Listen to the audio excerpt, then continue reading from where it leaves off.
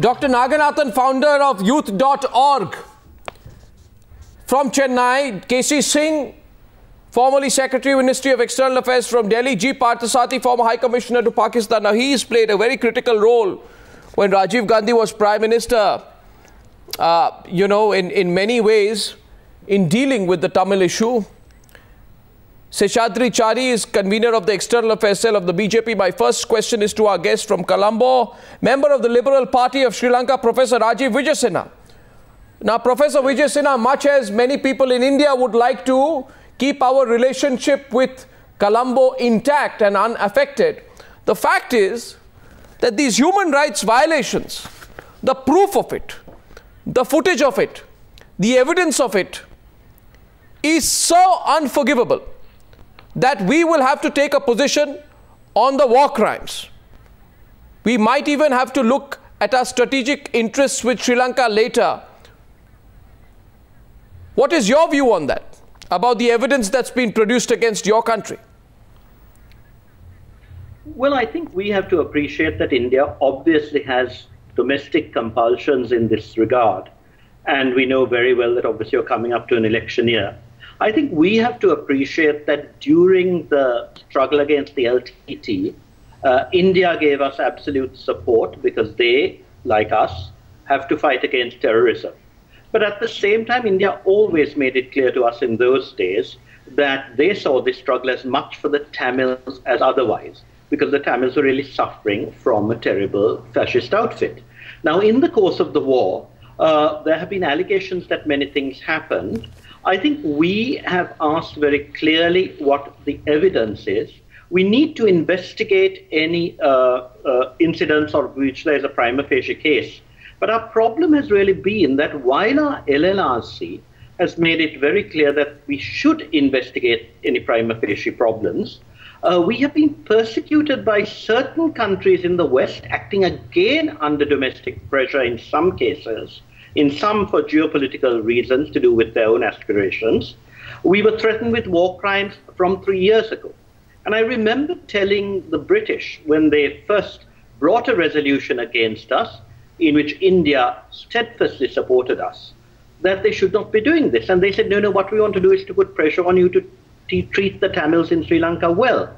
And I said, look, if you said we have to treat the displaced well, look after the former combatants who were forced into combat, that is perfectly valid. But take a leaf out of India's book. India gave us solid support against terrorism, but after the war ended, they had a bilateral discussion with some of our leadership, and there was a joint communique issued which talked about the future. And we really need to look to the future. You are saying look to the future, but, yeah. but a lot of people are saying, I'd like to get Dr. Naganathan in, we look at the future, but we must not forget the past.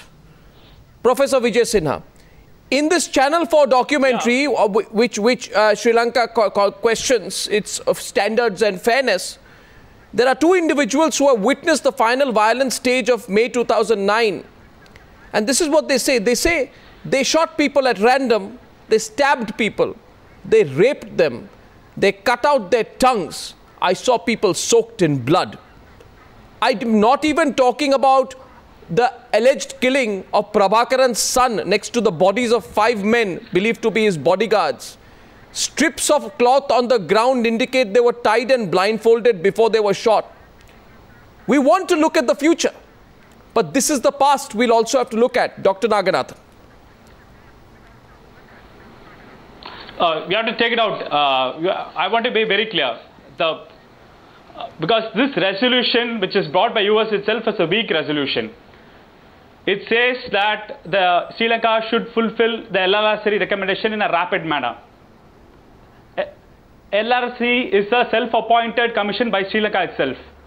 But what we press is an international independent wartime investigations monitored by UN.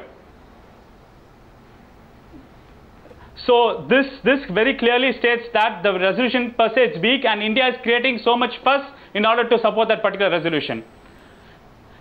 It is not a domestic compulsion, as you said, Arnab.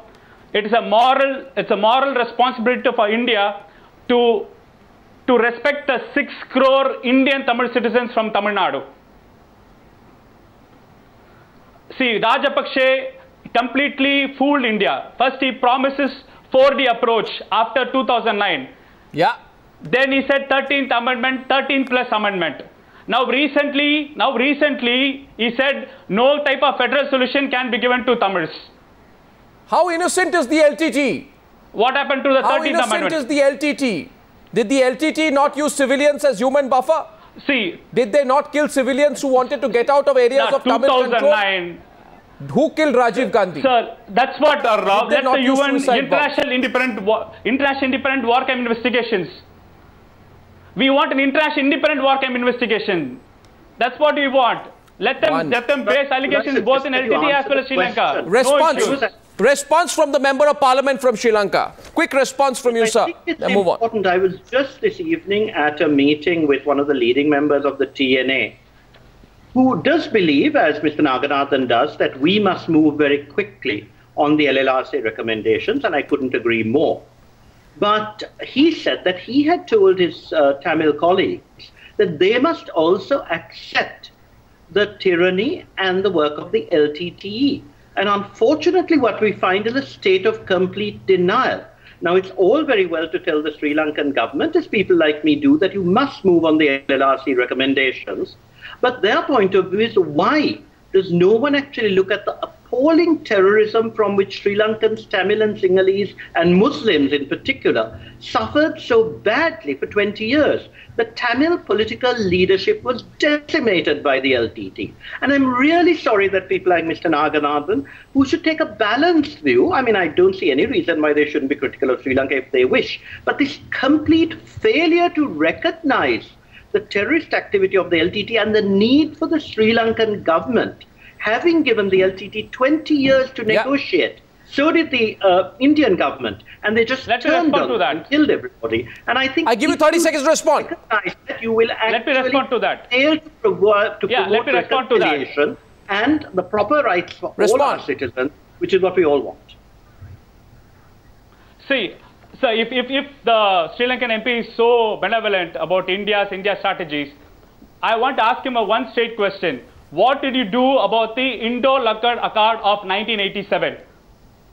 About devolution of powers, about 13th Amendment. Your Supreme Court nullified the 13th Amendment, stating it's null and void. They said in unitary constitution they can't be any federal solution. You must get your facts clear.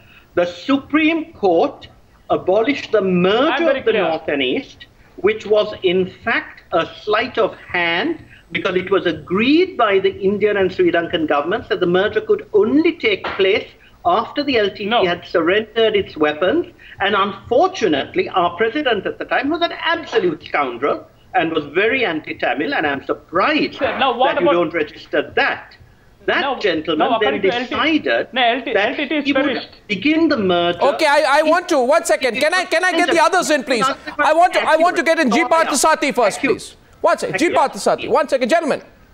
A ceasefire for just 1 minute. Let's get the Indian perspective. What's in our interest, Mr. Parthasarthy? Let me address what the Sri Lankan MP said and the Sri Lankan Tamil gentleman said. And I tell him he has no right to speak for the Indian Tamils. You are a Sri Lankan and remain so.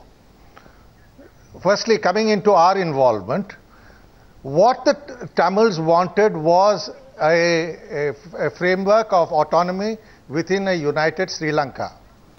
What we gave them in 1987 under the Indo-Sri Lankan Accord far exceeded what Chelvanayakam, their leader, accepted with negotiations with Senanayake and Bandaranaike. They got a very good deal under 1987. Certain parts of that agreement give them greater economic autonomy than an Indian state has. What happened? Prabhakaran accepted that accord in a speech in Sudumalai. Thereafter, he engaged in a killing spree of Sinhalas in the east, which was made to force them to flee, so that the Tamils would be forced to flee, and it was ethnic cleansing. That is why we intervened militarily. Now, coming to the LTTE behavior, I went in with the Indian Force Commander on 3 occasions. When the LTTE, including in the Jaffna hospital, used civilians as shields. People undergoing emergency treatment. So they are quite capable of doing two things: using civilian shields, morphing photographs. Now, as far as I am concerned, Sri Lanka and Mr. Rajapaksa had ensured that he would implement the 13th Amendment with some small modifications. Now, as for the war crimes, the answer is both sides were responsible. I know the LTT and Prabhakaran particularly, and I am sorry he was killed. I would have liked him brought to India for trial and to be hanged in India for the murder of Rajiv Gandhi. Yes. Okay. Now, let me complete. As far as the Sri Lankans are concerned, they have to answer for whether that photograph of Prabhakaran's son was morphed or not. In the UN, all we are saying is implement the LLRC, look at the war crimes including Prabhakaran's kids, which the LLRC says. We are also saying that implement the 13th Amendment. Now, last year I was not in favor of this resolution, supporting this resolution. Now I am, because Mr. Rajapaksa has gone back on his word on both the LLRC and the implementation of the 13th Amendment. The Tamil parties are also be in a corner because they are not cooperating. The argument is... So that is the real position. The argument is, C Singh, before I come to you, Sheshadri Chari, the argument is, if we go against Sri Lanka, we will be a completely isolated in our own region. And that is true. We'll be isolated vis-a-vis Bangladesh, vis-a-vis Pakistan, vis-a-vis China, and China is becoming more and more influential all across Sri Lanka. What is in our interest today? Domestic politics or strategic interest? Yeah, looking at the strategic interest in the Indian Ocean region, I think it will not be very prudent to either support or not support this resolution. We should not be discussing as if we have only two options. I don't think we should have only limit ourselves to two options. The third option is that we can tell the United Nations also that we would like to abstain, but at the same time we can caution Colombo that some of the two, most importantly the two issues that Mr. G. Parthasarthy pointed out, if the Sri Lankan government, if Colombo can promise us that, I think we should go ahead with it, and we should also tell our own political parties in Tamil Nadu not to behave in such an irresponsible manner, including the national parties which don't look beyond vote bank politics here. Sri Lankan government is not playing any vote bank politics. As somebody very rightly mentioned, the LTTE was not an angel. They have liquidated their own Tamil leaders. Some of the top Tamil leaders in Sri Lanka were liquidated by the LTTE itself. So we will be actually, by supporting these organizations like TESO, incidentally, the TESO and TNA are not on the same page as far as all these issues are concerned.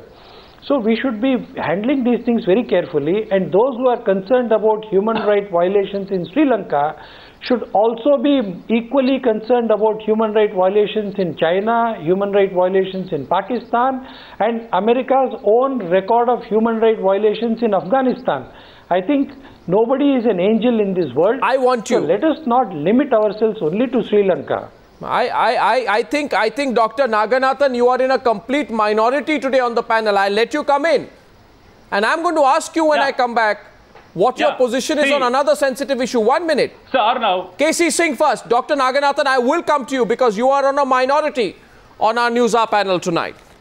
But C Singh, what would you put first? Political pragmatism or strategic interest? No, Arnab, I think at the moment, even last year I supported India voting for the resolution because we have lost all leverage in Sri Lanka. We waited for 3 years. From 2009, we tried cautioning the Rajapaksa government that they must move on devolution. And one point I must clarify at the beginning, I think whenever Sri Lanka makes this argument that LTTE did this or did that, but LTTE was a terrorist organization. Whereas what their army has done is the army of a democratic country. Now, you cannot apply the same standard to an army of a country as you apply to a terrorist organization. Because obviously, the army was expected to follow certain codes of conduct. That it should be applied across and you cannot do that universally. And we don't see that happening. Yeah. Professor Wijesinha, I just like to let C Singh complete. Okay. Yes, please. My apology. Yeah, let me finish. Firstly, that should be very, very clear. And that is why US is getting impatient. They brought the resolution last time. It had very general sort of a resolution in which they wanted the Lessons Learnt and Reconciliation Commission of Sri Lankan government for them to implement it. But they have not done that. They've gone, what Americans are saying is they are moving in the reverse direction. The Chief Justice of Sri Lanka has been sacked or is about to be impeached. There are journalists who have been bumped off. There is a certain authoritarian streak in the government. And you find that they are dividing the Tamils. They are not working with them to devolve power. I think that is an opportunity the Sri Lankan government is missing. So this resolution, they want to tighten things up and really make sure that the pressure can be applied. And I think government of India should go along with it as long as there are no economic sanctions, which even China and Russia are saying should not be there. If it is basically exhorting Sri Lanka to follow the path that they ought to follow, what is wrong in supporting the resolution? Now it's the turn of our Member of Parliament from Sri Lanka to respond. Mr. Chari, may I please go to Professor Wijesinha first? Also raising his hand is Dr. Naganathan. I'm coming to Sheshadri Chari. Professor Wijesinha, you heard that today. Yeah. Now, I find it very interesting. Two seasoned diplomats on two different points of view in India, but C Singh says you are asking for trouble. And there is no reason to be backing you when your government is being absolutely obdurate and inflexible. Your response, Professor? I think that's a very partisan point of view, although I have the greatest respect for Mr. Singh as a professional diplomat. I think we have to remember that we're talking about three separate issues. The first is the implementation of the LLRC recommendations, and I agree we need to move very quickly, but I would ask you, look at all other countries and see whether they also move so quickly, because remember that just like you, we also have domestic compulsions, and it's not easy to ignore them in a democratic country. I mean, I have every sympathy for Mr. Manmohan Singh. I think he made the wrong decision last year, but we should not certainly hold that against him because there was a lot of pressure on him. And people like Mr. Singh, who should have known better and distinguished between the different problems, I'm afraid jumped on the wrong bandwagon. However, I think the need to move on the LLRC is very important. I myself have been pushing on this, and I have pointed out that the mechanism the government used was inadequate. I'm glad to say that now we have a much better group working on the LLRC recommendations. Tell me one piece of evidence. The second point. Tell me one piece of evidence. I have a counter for you, Professor. Tell me one piece of evidence till now. One piece of evidence of human rights violations. Anyone which your government has not rejected. Give me any one. One piece of evidence, a photograph, footage, facts. I'm really sorry, but I think you should be very careful. Many politicians would reject many things, like your politicians do. Like Mr. Naganathan rejects any hint that the LT did wrong. These are not things that we talk about from politicians. I said wait till the LLRC came out. There were people who said the LLRC would do a complete whitewash. I didn't see any trace of apology from those people. When the LLRC produced what I think many of us agree was a very good report, they looked at the allegations that were made and said on certain things there was no prima facie evidence, but they made it very clear that there were certain things that should be investigated. Now, if you take the doctored evidence in some cases... How do you know it's doctored? How do you know it's doctored? Well, can I tell you this? The Channel 4, when they first showed one, I actually read the UN report. It said that, for instance, the film that was shown had actually been spliced together. Really? If you noticed it, there were sort of 17 bodies in the first clip, and then it went down to 4. And I was wondering what this was about. The UN experts what about what Al Jazeera showed in November 2010? Well, what about what was relieved in October 2010? I'm not talking only about Channel 4. My principal question tonight, Professor. You say things like Professor, my principal question tonight is this. Let me talk about Balasingham's son's However grotesque the facts. I pointed out that if you looked at those photographs, purportedly of the Sri Lankan army, there's someone with rubber slippers in it. When I went to Australia last year, they very triumphantly gave me 3 sets of photographs. I think they thought I'd say they were all lies. I said the first lot are probably true. They seem to be Sri Lankan forces with a dead body, but there's no evidence of crime. The second was a horrifying picture of a boy hung by the neck, but that was just isolated. They were trying to bring the two together. The third was a man being tortured, which was really quite awful. And then I said, hang on, in the feet around him, there are many people in boots that could be army, but there's one set of rubber slippers. Australian television suppressed my interview. The next time I that photograph, sir, there has been a point-by-point analysis of what the Challenge 4 documentary has put out forensically, but neither are you. No, one second. Neither are you one second. Neither are you, Professor, with the greatest of respect, a forensic expert, and neither am I. My point is, I can tell you, let's have an open mind. The UN report, it was granted that the videos had been doctored, which Channel 4 had denied at first. They said these were unedited. A question. The UN experts said they were edited. All I'm saying is there may be good explanations for the editing, but why lie about it? Sir, but you know, to call everything, Sir, may I say this? Professor, is very, very sad. Professor, a response for you from Dr. Naganathan, founder of youth.org, who has been told clearly by Mr. Parthasarthy to stay out of Indian politics and who is being accused of fabricating lies by the Member of Parliament from Sri Lanka. I'm coming to Sheshadri Chari after that. I didn't say that. I think he's gullible, but please don't say I give him but I think people like Mr. Naganathan are sincere and their grief should be respected so long as they look at evidence. Dr. Naganathan. Arnab, you check it out. 2009 LTT's wipeout, and India had helped during that particular war to wipe out LTT. Well and fine.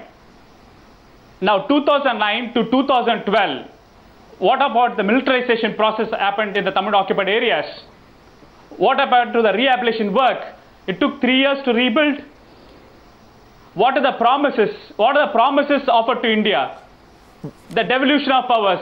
Answer the question. Answer the question. No, answer the question on human rights. Sheshadri Chari tells you, Mr. Parthasarthy tells you today. You also, not you, as in the people you are supporting, the Tamil Tigers, they have carried out the worst human rights violations. Sheshadri Chari, you have forced civilians to dig trenches. 1 minute. So that's right. You have shot civilians point blank. You've carried out suicide attacks against civilians. You have killed our Prime Minister. You have fired artillery near civilian points. You have used hospitals as targets. Don't forget the past before you preach human rights, Dr. Naganathan. Sheshadri Chari, please. Sheshadri Chari has been wanting to say something. Yeah, that's what. Sheshadri Chari has been wanting to say something. We need an international war crime investigation. Mr. Chari.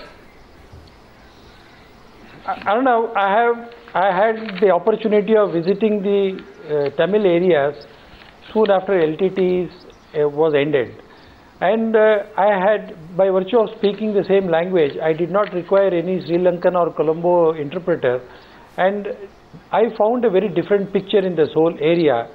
The Tamil population in that area wants to come out of the entire LTT experiment, and they don't want to even talk about LTT.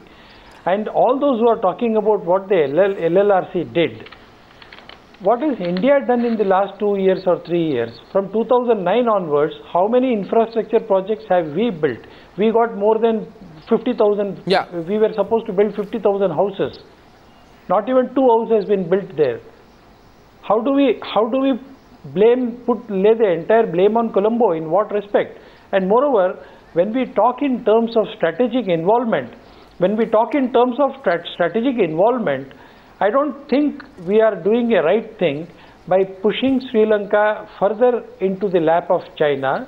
And as far as Army's excesses in their war against terrorism is concerned, it was a war. Remember, the army was fighting a fully equipped LTTE army. The LTTE army had the capacity to bombard the Colombo airport and destroy all the planes. Was the Sri Lankan army dealing with a small little group of human beings?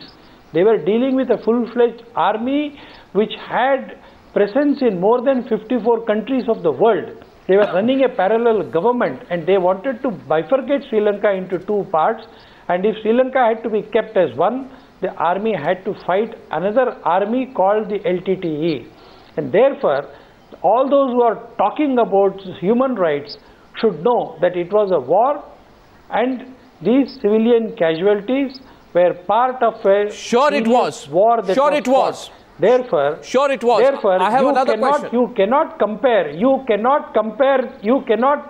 the Sri Lankan army with a civilian group called LTT. I LTT understand. was not a civilian group fighting for democratic rights of the Tamils. There is one issue we have not looked at. Therefore, I don't accept KC Singh's argument when it comes to army versus LTT. LTT was a full-fledged army. Therefore, let us not discuss those issues.